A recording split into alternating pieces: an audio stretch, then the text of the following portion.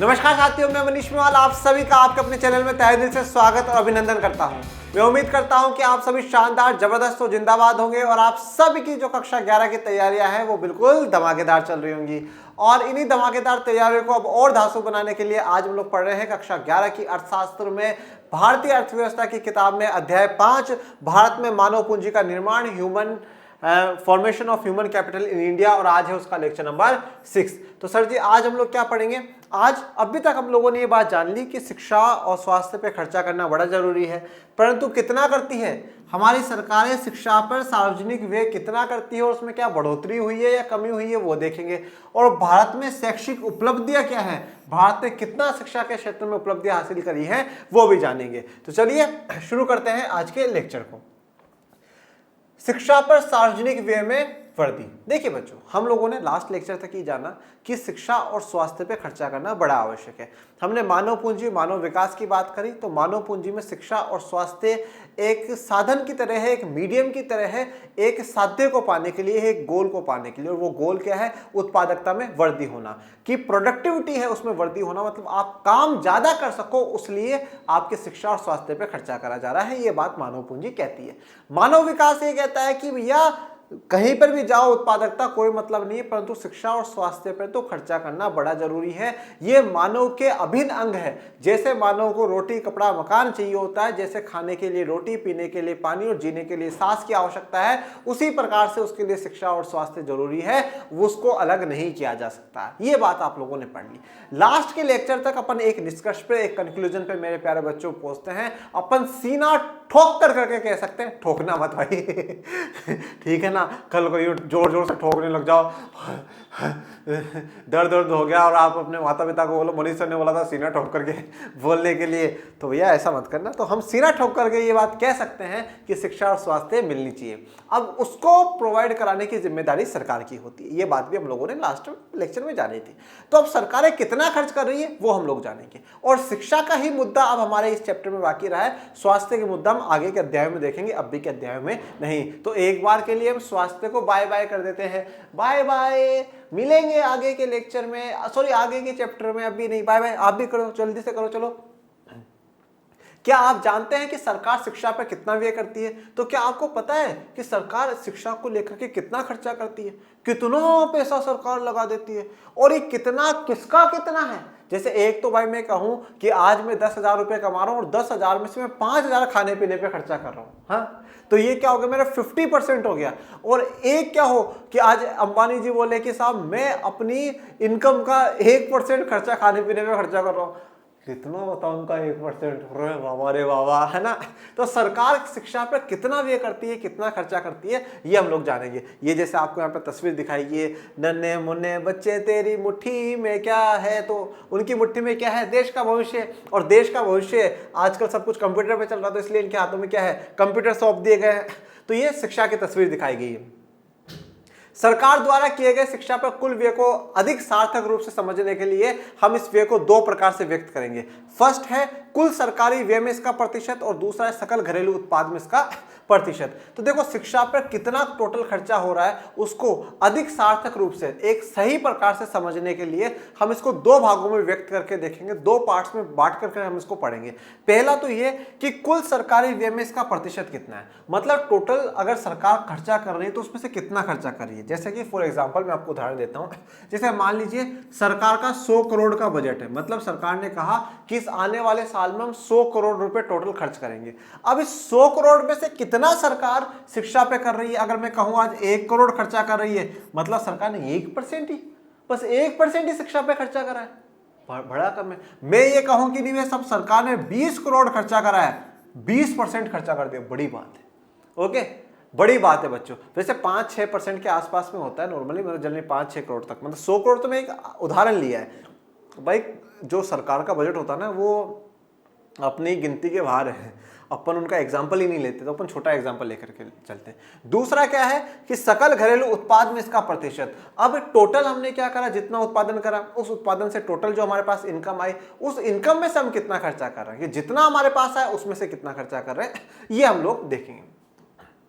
कुल सरकारी व्यय में शिक्षा पर व्यय का प्रतिशत सरकारी योजनाओं में शिक्षा के महत्व का सूचक है। तो कुल सरकारी व्यय, ठीक है, जो टोटल सरकार जो खर्चा कर रही है शिक्षा पर व्यय का प्रतिशत सरकारी योजनाओं में शिक्षा के महत्व का सूचक है। भाई टोटल जितना सरकार का खर्चा करने का प्लान है उसमें से कितना परसेंट शिक्षा पे खर्चा किया जा रहा है वो इस शिक्षा के महत्व का सूचक है। जैसे मान लीजिए कि अगर 100 करोड़ पे में से 1%, 1 करोड़ ही सरकार खर्च कर रही है, मतलब सरकार की नजर में शिक्षा का इंपोर्टेंस थोड़ा सा कम है। 20 करोड़ खर्चा कर रही है मतलब ज्यादा इंपॉर्टेंट है, क्यों है 20% हो रहा है। तो टोटल खर्चे में से सरकार शिक्षा पे कितना खर्चा करती है, शिक्षा के महत्व को दर्शाया जाता है।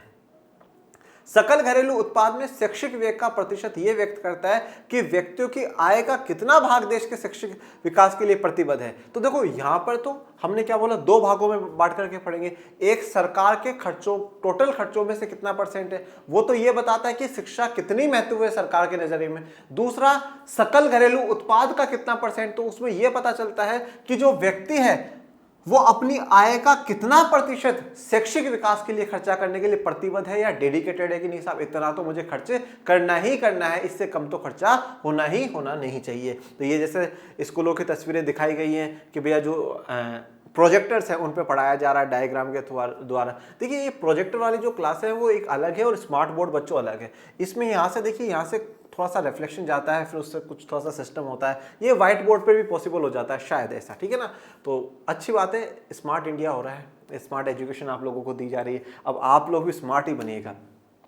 1952 से 2014 के बीच कुल सरकारी व्यय में शिक्षा पर व्यय 7.92% से बढ़कर 15.7% हो गया है। तो 1952 से लेकर के 2014 के बीच कुल सरकारी व्यय में जो शिक्षा पर खर्चा होता था 7.92% से बढ़कर के 15.7% हो गया। मैं लगभग ये कह सकता हूं कि 8% से लेकर करके ये 16% हो गया है।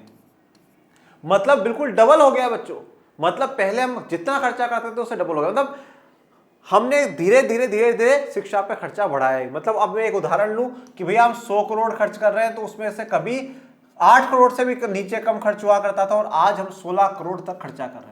इसके बीच में हमारा शिक्षा व्यय चला है कि सरकार ने इतना खर्चा इस पे करा है। ये कुल सरकारी व्यय का है कि सरकार अगर 100 करोड़ पूरे देश के लिए बजट बनाती है, 100 करोड़ के खर्चे का ऐलान करती है, तो उसमें से 8% या 16% के बीच में सरकार खर्चा कर रही है, बढ़ोतरी हुई है। अब आप बोलोगे सर ये परसेंटेज हमें याद रखना है, तो कोई याद रखो तो अच्छी बात है, बहुत अच्छी बात है। नहीं भी रखो तो भी कोई दिक्कत वाली बात नहीं। आप पर यहाँ से ये बात ध्यान रख सकते हो कि हमें 1952 से 2014 तक पहुंचते भारत का शिक्षा पे जो व्यय है वो डबल हो चुका, दुगना हो चुका है लगभग। इसी प्रकार सकल घरेलू उत्पाद में इसका प्रतिशत 0.64 से बढ़कर 4.13% हो गया है। मतलब पहले हम लोग जैसे मान लीजिए अगर टोटल हमारी 100 रुपए इनकम हो रही है पूरे देश की, उसमें से बच्चों हम सिर्फ और सिर्फ 64 पैसे, 1 रुपया भी पूरा नहीं है, सिर्फ 64 पैसे हम शिक्षा पे खर्चा कर रहे हैं। और आज 4 रुपए 13 पैसे, मतलब लगभग 4 रुपए आज हम लोग खर्चा कर रहे हैं। मतलब सोचिए कितनी बड़ी बढ़ोतरी हम लोगों ने करी है, ठीक है। तो आप यहां पर भी लिख सकते हैं कि सकल घरेलू उत्पाद में भी है जो बढ़ोतरी हुई है, प्रतिशत बढ़ा है। ये तस्वीरें दिखाई गई है कि टीचर्स को थोड़ा सा टेक्निकल बनाने का काम करा जा रहा है कि उनको लैपटॉप का, कंप्यूटर का नॉलेज हो, प्रोजेक्टर का नॉलेज हो, जिससे कि वो बच्चों को स्मार्ट एजुकेशन दे सके। इस संपूर्ण समय अवधि में शैक्षिक व्यय की जो वृद्धि समान नहीं रही, इसमें अनियमित रूप से उतार चढ़ाव आते रहे। अब देखो ये जो पूरी संपूर्ण समय अवधि है कहां से कहां तक की, 1952 से लेकर करके 2014 तक की, इसमें शैक्षिक व्यय की जो वृद्धि है वो समान नहीं रही। ऐसा नहीं रहा कि हर बार ही बिल्कुल बढ़ोतरी होती गई है। ये कहा गया कि 7.9 से लेकर करके 15.7 तक के बीच में रहा है। अब कभी बहुत ज्यादा हो गया, कहीं पर कभी कम हो गया, ये उतार चढ़ाव चलता रहा है। ये देश की स्थितियों को देखते हुए भी है कि जैसे बीच में हमारे युद्ध भी बहुत हुए बेटा, ठीक है। 62 में युद्ध हुआ, 65 में युद्ध हुआ, 71 में युद्ध हुआ, 99 में युद्ध हुआ। इन युद्धों के समय पर हमें थोड़ा डिफेंस पे ज्यादा खर्चा करना पड़ा। इसके अलावा 67 के दौर में हरित क्रांति का दौर आया तो हमें एग्रीकल्चर पे पैसा ज़्यादा खर्चा करना पड़ा, ठीक है। और बहुत सी जगह भूखमरी हो जाती है, अकाल आ जाते हैं, आर्थिक स्थितियां खराब हो जाती है, तो सरकार को दूसरी जगह भी थोड़ा सा पैसा खर्च करना पड़ता है। तो इस पूरे टाइम पीरियड में ऐसा नहीं कि एक समान दर से ही शिक्षा पे खर्चा हुआ हो, कभी कहीं ज़्यादा हुआ, कभी कहीं पर कम हुआ है। यदि इस सरकारी व्यय के साथ हम व्यक्तियों के द्वारा किए गए निजी व्यय तथा परोपकारी धर्मार्थ संस्थाओं के शैक्षिक व्यय को शामिल कर ले तो शिक्षा पर कुल व्यय और अधिक होना चाहिए। अब देखो ये तो सरकार ने खर्चा करा है, सरकार ने खर्चा करा है। सरकार के साथ साथ अगर कोई निजी भी है, ठीक है, कोई अगर इंडिविजुअल या कोई प्राइवेट वाले जो खर्चा कर रहे हैं सरकार पढ़ाने लिखाने के लिए, या परोपकारी कोई धर्मार्थ संस्था होती है, आपने ऐसी बहुत सी एनजीओ देखे होंगे जो बच्चों को पढ़ाने के लिए काम कर रहे हैं, ठीक है, स्कूलों में दाखिला करा रहे हैं, स्कूलों में उनको भेज रहे हैं, उनको अच्छी सुविधाएं दिला रहे हैं, बैग दिलाते हैं और करते हैं। ऐसी संस्थाओं का खर्चा अगर हम और जोड़ लें तो वो खर्चा बहुत ज़्यादा होगा। हम तो सिर्फ खर्चे की ये बात करेंगे सरकार कितना खर्चा कर रही है, बाकी जो दूसरे लोग खर्चा कर रहे हो तो काउंट ही नहीं है बेटा। और ये बात एक बहुत अच्छी मुझे भारत की लगती है कि भारत में क्या है कि सेवा भाव वाला नेचर बहुत है, सच में बहुत अच्छी बात है, ठीक है। बच्चों को फ्री में बैग देना, किताबें बांटना, बहुत से लोग ऐसा काम करते हैं, बहुत अच्छी बात है, ठीक है। कुल शिक्षा व्यय का एक बहुत बड़ा हिस्सा प्राथमिक शिक्षा पर खर्च होता है। अब जो टोटल हम खर्चा करती है सरकार, जो टोटल शिक्षा व्यय पर खर्चा करती है, उसमें से जो सबसे ज्यादा खर्चा होता है वो किस पर होता है? प्राथमिक शिक्षा पे, मतलब जो 5वीं 7वीं तक की जो पढ़ाई होती है उस पर खर्चा होता है। अब आप सोच रहे होंगे सर शिक्षा पे क्या क्या खर्चा करती है सरकार? जैसे स्कूल बनाना, स्कूल बनाएगी, कॉलेजेस बनाएगी, यूनिवर्सिटियां हैं ये बनाएंगी, ये इसमें सरकार का खर्चा है। इसके अलावा अब जब वो बना दिए हैं तो उसमें अच्छे टीचर्स भी लगाने होंगे, उन टीचर्स को पेमेंट भी करना पड़ेगा, तो उसमें सरकार का खर्चा, ठीक है। बच्चों को अच्छी सुविधाएं देना, उसमें सरकार का खर्चा। इसके अलावा जो गरीब, वंचित, पिछड़ी जाति, पिछड़े वर्ग के जो लोग रहते हैं उनको सरकारें छात्रवृत्ति देने का काम करती है, स्कॉलरशिप देने का काम करती है, वो सरकार का खर्चा। इसके अलावा आप समय समय पर सरकारों की योजना देखते हो कि बच्चों को लैपटॉप बांटेंगे, बच्चियों को साइकिल देंगे जिससे कि वो आत्मनिर्भर बन सके, आए जा सके। इसके अलावा मिड डे मील जैसी योजनाएं सरकारी स्कूलों में चलाई जाती है। ये सारे खर्चे ही तो है बच्चों। और कॉलेजों में अगर आप जाकर के देखोगे तो बच्चों के लिए हॉस्टल बनवाती है सरकारी हॉस्टल सरकार, जिसमें कम से कम फीस में वहाँ पे बच्चे रह सकते हैं, उनके लिए खाने पीने की सुविधाएं करवाई जाती है। ये सारा शिक्षा के खर्चों में ही काउंट होता है। टीचरों को अगर कहीं दूसरे शहर में, दूसरी जगह या दूसरे देशों में भेज करके उनको ट्रेनिंग के लिए काम करवाया जा रहा है तो उसमें खर्चा, ये सारा खर्चा, मतलब शिक्षा को बेहतर बनाने के लिए, आपको बेहतर बनाने के लिए जो सरकार खर्चा करे वो सब कुछ इसमें आ जाता है बेटा। उच्चतर या तृतीयक शैक्षिक संस्थाओं जैसे कि उच्च शिक्षा के संस्थान जैसे महाविद्यालय, बहुतकनीकी संस्थानों और विश्वविद्यालय आदि पर होने वाला व्यय सबसे कम है। तो देखो ज्यादा खर्चा किस पर हो रहा है? प्राथमिक शिक्षा पे, प्राइमरी एजुकेशन है ना, उस पर बहुत ज्यादा खर्चा हो रहा है। और जो हाई लेवल की एजुकेशन है, जैसे आप महाविद्यालय का मतलब होता है बेटा कॉलेज, ठीक है ना। बहुत एक तकनीकी संस्थान है, ये जो बाकी जितनी भी तकनीकी संस्थान है, ITI हो गई या और ITI हो गई, ये सब जो है। विश्वविद्यालय आ जाता है यूनिवर्सिटी, ओके। जैसे मैंने आपको लास्ट लेक्चर में भी समझाया था, सबसे बड़ा विश्वविद्यालय के कंट्रोल में कुछ महाविद्यालय आ जाते हैं, ओके। तो महाविद्यालय, कॉलेज, विश्वविद्यालय, यूनिवर्सिटी, इनकी जो पढ़ाई है इस पर जो व्यय होता है वो क्या होता है? सबसे कम होता है। इस पर जो खर्चा है वो कम होता है। यद्यपि औसत रूप से सरकार उच्चतर शिक्षा पर बहुत कम व्यय करती है, किंतु प्रति विद्यार्थी उच्चतर शिक्षा पर व्यय प्राथमिक शिक्षा की तुलना में अधिक है। परंतु देखो अब एक बार हम टोटल देखें, जैसे मान लो कि 100 रुपए है, 100 में से मान लो कि अगर 80 रुपए सरकार प्राथमिक शिक्षा पर खर्चा कर रही है, ठीक है, और 20 रुपए उच्चतर जो शिक्षा है उस पर खर्चा कर रही है, तो 80 रुपए प्राथमिक शिक्षा पे, छोटे बच्चों की पढ़ाई पे, और 20 रुपए उच्चतर जो है हाई लेवल के जो बच्चे हैं उनकी पढ़ाई पे सरकार पैसा खर्च करती है ना, ये बात हम। पर अगर हम एक एक बच्चे के हिसाब से देखें, अगर एक एक बच्चे के हिसाब से देखते हैं तो सरकार जो हायर एजुकेशन है, कॉलेज, यूनिवर्सिटी, उनके एक एक बच्चे पे ज्यादा खर्चा करती है और प्राथमिक के एक एक बच्चे पे कम। तो टोटल तो देखें तो प्राथमिक पे ज्यादा खर्चा है, पर एक एक बच्चे के हिसाब से देखें तो उच्चतर पे जाता है। ऐसा क्यों सर जी? क्योंकि जब हायर में आता है तो बहुत है, तो आप मान लीजिए टॉप लेवल का आपको टीचर चाहिए। जो प्रोफेसर्स होते हैं, जो गवर्नमेंट कॉलेज के जो प्रोफेसर होते हैं, उनकी लाख 1.5 महीने की तनख्वाह होती है, आप विश्वास नहीं करेंगे। और स्कूलों में जो टीचर पढ़ा रहे हैं उनकी क्या सैलरी है? उनकी लाख 1.5 सैलरी है बच्चों, जो कॉलेजेस में पढ़ा रहे हैं। तो वहाँ पर एक एक बच्चों के लिए इतना, उसके अलावा फिर उनको बेहतर लैब भी मिलनी चाहिए, बेहतर और फैसिलिटीज़ पे सरकार खर्चा करती है। तो एक एक बच्चे के हिसाब से अगर देखें ना तो सरकार हायर एजुकेशन में ज़्यादा खर्चा कर रही है और प्राथमिक में कम। पर टोटल में देखें तो प्राथमिक में ज़्यादा खर्चा है और हायर में कम। इसका अर्थ ये नहीं कि वित्तीय संसाधनों को उच्चतर शिक्षा से प्राथमिक शिक्षा की ओर दिया जाना चाहिए। अब इसका मतलब ये नहीं है कि भाई आप हर एक एक बच्चे में आप हायर जो एजुकेशन के जो बच्चे हैं, जो कॉलेज में, यूनिवर्सिटी में जो बच्चे पढ़ रहे हैं, उन पर आप ज़्यादा खर्चा कर रहे हो तो आप उसको क्या कर दो? प्राथमिक शिक्षा की ओर धकेल दो, आप और खर्चा प्राथमिक शिक्षा की तरफ करो। ऐसी बात नहीं है। देखिए बैलेंस बन करके चलना चाहिए। प्राथमिक शिक्षा भी जरूरी है, क्योंकि प्राथमिक नहीं होगी जब तक आगे कुछ भी नहीं हो सकता। तो प्राथमिक में मिलनी चाहिए, फिर उसको 9th 10th 11th 12th की शिक्षा भी मिलनी चाहिए, उसको उच्चतर जो शिक्षा है, उच्च जो शिक्षा है, हायर एजुकेशन, वो भी अच्छी मिलनी चाहिए। इसलिए सरकार बैलेंस कर करके चलती है, अपने बजट को बैलेंस करके बना करके चलती है। यहाँ पे एक तस्वीर दिखाई गई है प्यारे से बच्चे की, ठीक है ना। तो इस बच्चे के हाथ में क्या है, किताब है, पर ये बच्चा देख वहा रहा है। ये बच्चा बिल्कुल जरूर आप जैसा है ठीक है, जो किताब खोल करके तो बैठा है और देख बाहर रहा है। ऐसे आपका वीडियो चल तो रहा है, अरे अरे वो आंटी लड़ रही है यार, अरे सब्जी वाले भैया कम करो रेट यार, ज्यादा लगा रहे हैं। अरे बाबू क्या लाया यार, बिस्किट लाएगा, मुझे तो खिला, तेरे भैया दीदी तो बैठे, तू बिस्किट खा के खुद भाग रहा है। अरे मेहमान आए आज तो 50 रुपये पक्के आएंगे और मनीष सर ने 20 मिनट का बढ़ा दिया, और सॉरी सॉरी सर सॉरी, वापस पीछे जाकर के देखता हूँ ठीक है ना। तो ऐसा होता होगा आपके साथ। जैसे जैसे हम विद्यालय शिक्षा का प्रसार करेंगे तो हमें उच्चतर शैक्षिक संस्थानों की से प्रशिक्षित और अधिक शिक्षकों की आवश्यकता होगी। तो जैसे धीरे धीरे जैसे जैसे हम शिक्षा का प्रसार करेंगे, विद्यालय शिक्षा का प्रसार करेंगे, हम विद्यालय शिक्षा को बढ़ाएंगे, गाँव में स्कूलें खोलेंगे, पिछड़े क्षेत्रों में हम जाकर के जब स्कूलें खोलेंगे, ज़्यादा से ज़्यादा जब स्कूलें हो जाएंगी, तो फिर धीरे धीरे हमें उच्चतर शिक्षण संस्थानों की भी जरूरत होगी। जैसे मान लीजिए अगर पूरे देश में एक स्कूल है तो उसमें से कितने बच्चे निकलेंगे, पर 100 स्कूल है, हर गांव में भी स्कूल खुल गए तो बच्चा जाकर के स्कूल जाकर के आ सकता है। आज काफी बच्चे तो स्कूल इसलिए नहीं जाते जो बहुत दूर दूर तक स्कूलें होती हैं, इसलिए वो स्कूल नहीं जा रहे। तो अगर पास में स्कूल होंगे तो वो स्कूलें कर लेंगे, तो ज़्यादा बच्चे पढ़ेंगे, ज़्यादा लोग पढ़ेंगे, ज़्यादा लोग पढ़ेंगे मतलब वो स्कूल पढ़ने के बाद वो हायर एजुकेशन करने की मांग करेंगे, हमें कॉलेज भी करना है, हमें ये भी करना है, हमें ये भी करना है। मतलब स्कूलें ज़्यादा बढ़ी, इसका मतलब ये है कि हमें कॉलेज और यूनिवर्सिटियों को भी बढ़ाना पड़ेगा, वो भी ज़्यादा से ज़्यादा हम लोगों को करनी पड़ेगी। तो यही बात बोलिए कि जैसे जैसे हम विद्यालय शिक्षा का प्रसार करेंगे वैसे ही हमें उच्चतर शैक्षिक संस्थानों से प्रशिक्षित, ठीक है, ऐसे बिल्कुल ट्रेंड और अधिक शिक्षकों की भी आवश्यकता होगी कि भैया बिल्कुल ट्रेंड टीचर हों जो कि हायर में पढ़ा सके।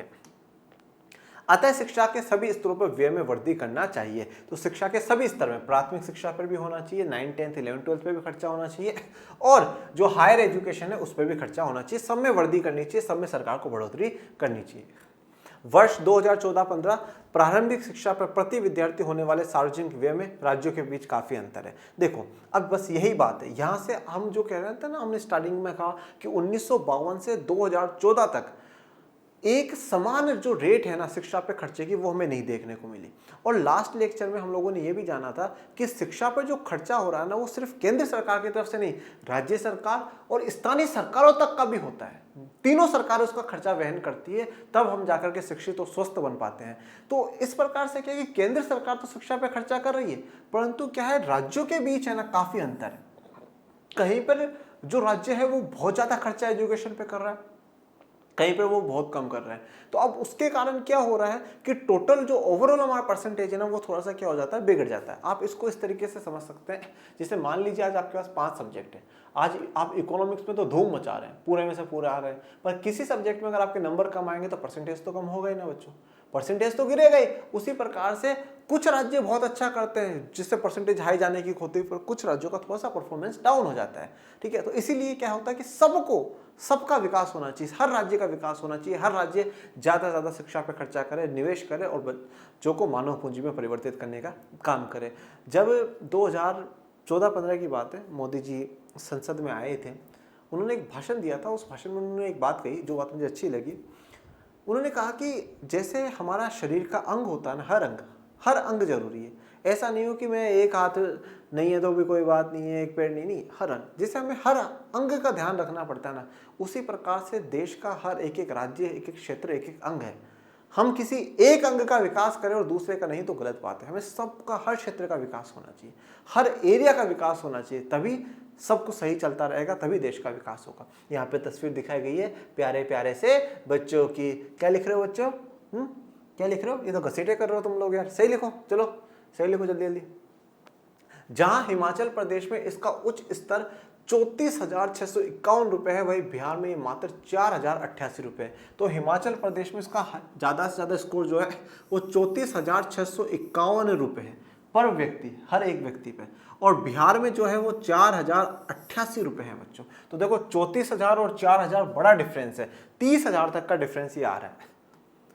इस प्रकार की विषमताओं के कारण ही विभिन्न राज्यों में शिक्षा के अवसरों और शैक्षिक उपलब्धियों के स्तर में बहुत भारी अंतर हो जाता है। तो इस प्रकार की जो विषमता है, इस प्रकार का जो ये डिफरेंस है, इसी के कारण क्या होता है, कुछ राज्यों में जो शिक्षा के अवसर हैं वो बहुत ज़्यादा हैं, वो बहुत अच्छे हैं, उन राज्यों ने शैक्षिक उपलब्धियां बहुत अच्छी हासिल कर ली है, वहाँ की जो साक्षरता दर है वो बहुत अच्छी हो चुकी है, वहाँ से काफ़ी लोग अच्छे बड़े बड़े पदों पर निकल करके आ रहे हैं। और जिन राज्यों में ये कम है वहाँ पे थोड़ा सा पिछड़ापन है। जैसे मैंने अभी भी कहा कि काफ़ी लोग तो स्कूल इसलिए भी नहीं जाते कि स्कूलें दूर होती है। अगर स्कूल हर गांव में खुल जाए, स्वास्थ्य केंद्र हर गांव में खुल जाए, तो जिससे कि आसानी से वो लोग अपनी शिक्षा पूरी कर पाए, अपने स्वास्थ्य का ध्यान रख पाए। तो अब वो कब होगा, जब सरकारें खर्चा करेंगी, गवर्नमेंट स्कूल्स खोले जाएंगे, वहाँ बेहतर टीचर्स लगाए जाएंगे, अच्छे टीचर लगाएंगे तो अच्छे से पढ़ेंगे और अपना विकास कर पाएंगे। तो कुछ सरकारें तो खूब खर्चा कर रही है और कुछ सरकारें नहीं कर पा रही। ये तस्वीर आपको हिमाचल प्रदेश की दिखाई गई है। विभिन्न आयोगों के द्वारा शिक्षा व्यय के वांछित स्तर के साथ यदि शिक्षा व्यय की तुलना की जाए तो इसकी अपर्याप्तता समझ में आ सकती है। देखो, अब समय समय पर सरकारों ने आयोग बनाए, ठीक है। आयोग मतलब क्या होता है, कमीशन होता है, जिसमें कुछ लोगों का ग्रुप सरकार बनाती है जो बड़े बड़े विद्वान होते हैं, और उनको पता बोलती है कि आप पता लगाइए कि शिक्षा का स्तर कितना बेहतर हुआ है, कितना नहीं, क्या और सुधार कर सकते हैं, क्या नहीं कर सकते, कैसे हम इसको इम्प्रूव कर सकते हैं, या इसको क्या ऐसा करें कि जिससे बिल्कुल दशा और दिशा दोनों ही पलट जाए, तो वो बताना। तो अब हम ये विभिन्न आयोगों का जो शिक्षा व्यय के वांछित स्तर है, वांछित स्तर मतलब वो स्तर, वो लेवल जो हम चाहते हैं, उस लेवल के लिए शिक्षा व्यय की तुलना करेंगे कि जो लेवल हम चाहते हैं क्या सच में उतना खर्चा हुआ है या नहीं हुआ है, ठीक है, कितना हुआ कितना नहीं हुआ। तो ये जो अपर्याप्तता है, जो ये कमी है, इस कमी को हम समझ पाएंगे जब हम विभिन्न आयोगों के बारे में, उन्होंने जो वांछित स्तर तय करा है, जो स्तर होना चाहिए था उस स्तर को तय करा है, और कुल शिक्षा व्यय जो खर्चा हो रहा है उसको अगर हम मेजर करके देखेंगे तो हम देखेंगे कि सच में जितना स्तर हम चाहते हैं उतना हम खर्चा नहीं कर पा रही हैं सरकारें। ये एक एग्जाम्पल ऐसा है, आप चाहते तो ये हो कि साहब मैं बिल्कुल टॉप कर दूं क्लास को, पूरे में से पूरे नंबर लेकर करके आऊं, और पढ़ते दिन में एक बार भी नहीं हूं और आधे घंटे किताब खोली बस, फिर हाँ पर टॉप करना है साहब, तो वो पॉसिबल नहीं होता। तो आपका स्तर तो ये, आप चाहते तो ये हो और आप मेहनत इतनी सी नहीं कर रहे हो, तो वो ये डिफरेंस है।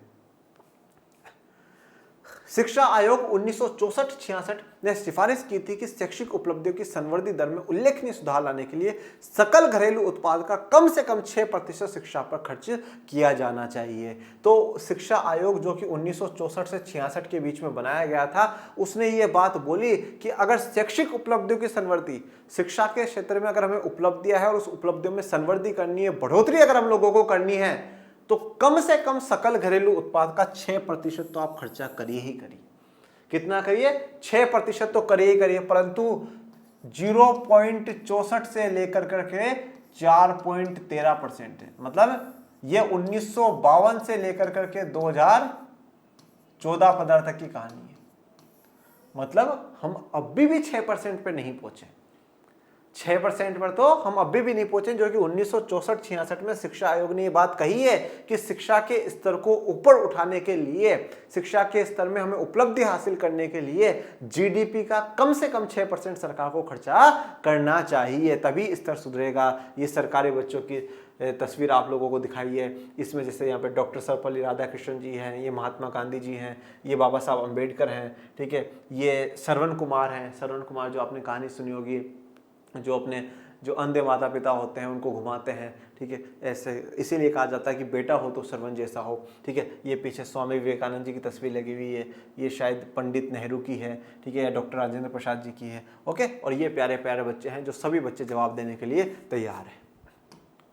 वर्ष 2009 में भारत सरकार ने बच्चों को मुफ्त और अनिवार्य शिक्षा का अधिकार अधिनियम का कानून बनाया, जिसके अंतर्गत 6 से 14 वर्ष के आयु वर्ग के सभी बच्चों को मुफ्त शिक्षा प्रदान की गई। तो 2009 में भारत सरकार ने ये कानून बनाया कि भाई जो मुफ्त और अनिवार्य शिक्षा है उसका अधिकार है, ये कानून है, और इसके तहत 6 से 14 वर्ष के जो आयु वर्ग के सभी बच्चे हैं उनको मुफ्त शिक्षा, फ्री एजुकेशन उनको प्रदान करी जाएगी। और जैसे आप अभी तो ये भी देखते हैं RTE वाला, right to education, right to education के तहत ये कह रखा है कि भाई 25% तक के जो बच्चे हैं उनको मुफ्त में एजुकेशन स्कूल दें। आप प्राइवेट में भी RT लगा दो तो उसमें क्या, अगर आपका उसमें नंबर आ गया तो आपकी पूरी पढ़ाई का खर्चा फ्री हो जाएगा। सिर्फ आपको किताबें खरीदनी पड़ती है प्राइवेट वालों की, बाकी स्कूल की कोई भी फीस नहीं लगती। तो बड़ी आज मैं इसीलिए भारत की सरकारों की तारीफ भी करता हूँ बेटा।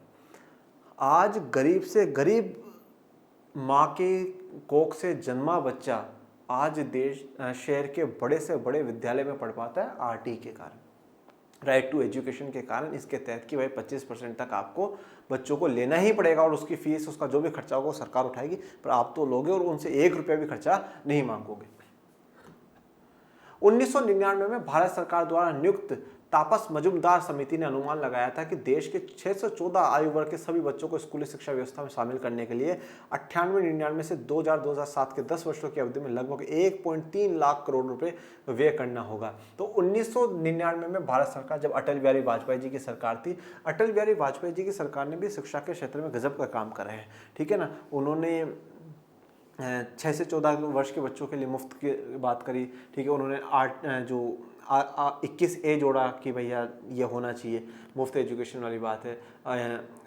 कर्तव्यों में जोड़ा गया कि भाई जो माता पिता, उनका एक कर्तव्य है कि वो बच्चों को पढ़ाएं, ठीक है। तो उन्होंने एक कमेटी बनाई, तापस मजुमदार समिति, और उन्होंने ये अनुमान लगाया कि 6 से 14 आयु वर्ग के सभी बच्चों को, जितने भी देश में 6 से 14 आयु वर्ग के जो सभी बच्चे हैं, उन सभी को स्कूल भेजने के लिए, ठीक है, कब 1998 से लेकर के 2007 तक, ठीक है, इन 10 सालों के लिए, 10 सालों के अंदर अंदर इन जितने भी बच्चे हैं 6 से 14 साल के, इन सभी को स्कूल भेजने के लिए कम से कम सरकार को 1.3 लाख करोड़ रुपए खर्च करना पड़ेगा। कितना? 1.3 लाख करोड़ रुपए सरकार को खर्चा करना पड़ेगा। तो ये बच्चों की तस्वीर दिखाई गई है ध्यान लगाते हुए कि ठीक है, बच्चे ध्यान लगा रहे हैं, पर ये आंखें तो बंद कर ली बच्चों ने। आज घर जाऊंगा, पापा चॉकलेट लेकर के आएंगे, माजी माज आ जाएगी। फिर मैडम आएगी वहाँ से, बेटा हाँ ओ मैडम सॉरी मैं बहुत गहरे ध्यान में चला गया था मैम, ध्यान ही नहीं था मेरा तो यहाँ पर बिल्कुल हाईएस्ट लेवल पर था अपन तो ठीक है। पर बच्चा क्या सोच रहा था वो बच्चे को ही पता है, इसलिए कहते हैं बच्चे भगवान का रूप है। ओके, सकल घरेलू उत्पाद के 6% के स्तर की तुलना में वांछित वर्तमान 4% व्यय का स्तर बहुत कम है। तो हमने क्या कहा कि 6% सकल घरेलू उत्पाद का होना चाहिए, पर हो कितना रहा है? 4% ही हो रहा है, जो कि कम है। आने वाले वर्षों में 6% के लक्ष्य, इसमें बेटा लक्ष्य ये कभी कभार अगर ऐसा लिखा हुआ आ जाता है तो आप इसको गलत कर लिया करो, क्योंकि कभी फॉन्ट के कारण हो जाता है।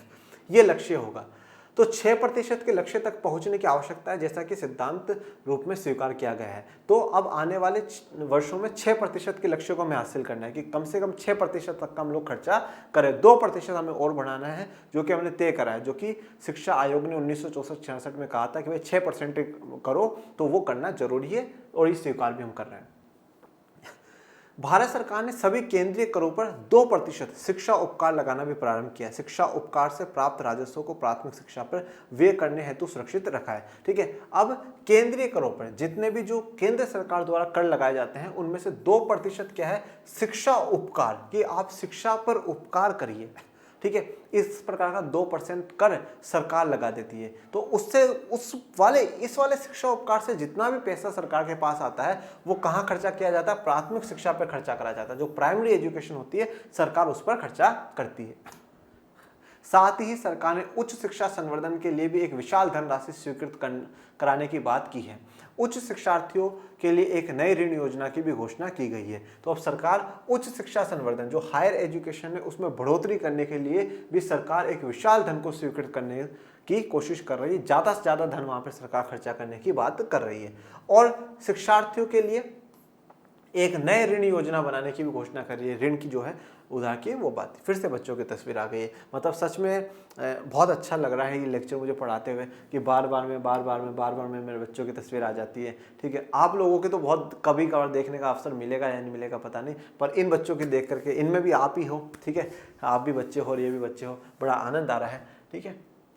अब बात करते हैं भारत में शैक्षिक उपलब्धियाँ, कि भारत ने शैक्षिक उपलब्धियाँ क्या हासिल करी है, भारत की क्या शैक्षिक उपलब्धियां हैं। सामान्यतः किसी देश की शैक्षिक उपलब्धियों का आकलन वयस्क साक्षरता दर, प्राथमिक शिक्षा संपूर्ति दर और युवा साक्षरता दर द्वारा किया जाता है। देखो, अब अगर हमें किसी भी देश की शैक्षिक उपलब्धियों को मापना है तो वो हम कैसे मापेंगे? पहला तो वयस्क साक्षरता दर। वयस्क साक्षरता दर का मतलब, आपके वयस्क का मतलब जनरली ये होता है कि जो 18 साल से ऊपर हो, परंतु यहाँ पर ये बात है कि जितने भी लोग हैं देश में, उनमें से टोटल कितने लोग साक्षर हैं, पढ़े लिखे हैं। प्राथमिक शिक्षा संपूर्ति मतलब जो 14 साल या 15 साल से छोटे बच्चे हैं उनमें से कितने पढ़े लिखे हैं, और युवा साक्षरता दर जो 15 साल से लेकर के 35-40 साल के बीच के जो लोग हैं वो कितना पढ़े लिखे हैं। तो अब उसके लिए क्या है, आपकी किताब में एक टेबल दे रखी है, तो उसी टेबल को मैंने कट पेस्ट करा और मैं यहाँ पे उठा करके लेकर के आ गया। हम अपन ज़्यादा मेहनत नहीं करेंगे, डायरेक्ट बच्चों को टेबल में से समझाएंगे, जिससे कि बच्चे भी टेबल ढूंढ लेंगे। नहीं तो आधे बच्चे तो मेरे जैसे, सर वो टेबल कहाँ थी जहाँ आपने पढ़ाया था, अरे भाई किताब में से ही ली है। ठीक है, सारणी 4.2 है। ठीक है, भारत में शैक्षिक उपलब्धियां, ये 1990 का साल वाला कॉलम है, ये 2000 का, 2011 का और ये 2015 का। वयस्क साक्षरता दर 15 वर्ष से अधिक आयु वर्ग में साक्षरों का प्रतिशत, 15 साल से ऊपर के जितने, चाहे वो 60, 65, 70, 100, 150, 250 कितने भी साल का व्यक्ति हो, उनके में देखेंगे। पुरुष 1990 में 15 साल से ऊपर के जो टोटल लोग थे वो 62% थे। मतलब आप एक ऐसा उदाहरण मान के चल सकते हो जैसे कि टोटल पूरे भारत में 15 साल से ऊपर के 100 पुरुष हैं, 100 में से 62 पढ़े लिखे थे, 62 थे।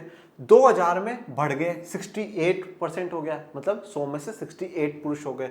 2011 में और भी बढ़ गया, 79% हो गया, मतलब हर 100 पुरुषों में से 79 पुरुष पढ़े हुए हैं। और 2015 में 82 मतलब 82 हो गया, मतलब हर 100 में से 82 पुरुष ऐसे हैं जो कि पढ़े लिखे हैं। मतलब हमारा पुरुषों का जो ग्राफ है वो बढ़ता ही गया है। अब बात करते हैं महिलाओं की। ठीक है, अब 1990 में जैसे अब मान लो 100 महिलाएं हैं, तो 100 में से 1990 में सिर्फ 38 महिलाएं पढ़ी लिखी थी। ठीक है, 2000 में 45 हो गई, 45 हो गए। ठीक है, 2011 में 59 हो गई। ठीक है, और 2015 में 66 हो गई। परंतु यहाँ से दो बातें क्लियर आती है। पहली बात तो कि महिलाओं के शिक्षा में भी क्या हुआ है, सुधार हुआ है। दूसरी बात यह कि अभी भी पुरुषों की तुलना में महिलाओं की साक्षरता दर कम है, जो कि चिंता का मुद्दा है। दोनों की साक्षरता दर बराबर चलनी चाहिए, दोनों को बराबर अवसर मिलने चाहिए। ये चीज दर्शाता है कि अभी भी कहीं ना कहीं महिलाओं को अवसर की समानता पूर्ण रूप से नहीं मिल पाई है। अभी महिलाएं, बच्चियां ज्यादा आगे तक नहीं पढ़ पा रही हैं। दूसरा बात करते हैं प्राथमिक शिक्षा संपूर्णित है। अब इसमें बच्चों की बात है, पुरुष कितने हैं, मतलब अब 100 में से 78 बच्चे, 90 में फिर 85, फिर 92, फिर 93, तो 2015 तक तो 100 में से 93 बच्चे। वाह। महिलाएं 61, 69, 94 और 96, यहाँ पर महिलाएं ज्यादा हैं, बहुत बढ़िया। अब युवा साक्षरता दर जो कि 15 से 24 वर्ष की आयु की जनसंख्या है। अब इसमें 15 से 24 वालों में देखो, पुरुष 1990 में 77 पढ़े हुए थे। ठीक है, 2000 में 80 पढ़े हुए थे, 2011 में 90 पढ़े हुए थे और 2015 में 93 पढ़े थे। तो 7% ही पुरुष बाकी रह गए 15 से 24% के बीच में, 15 से 24 वर्ष की आयु के बीच में, बाकी सबने पढ़ाई कर ली। वाह वाह वाह।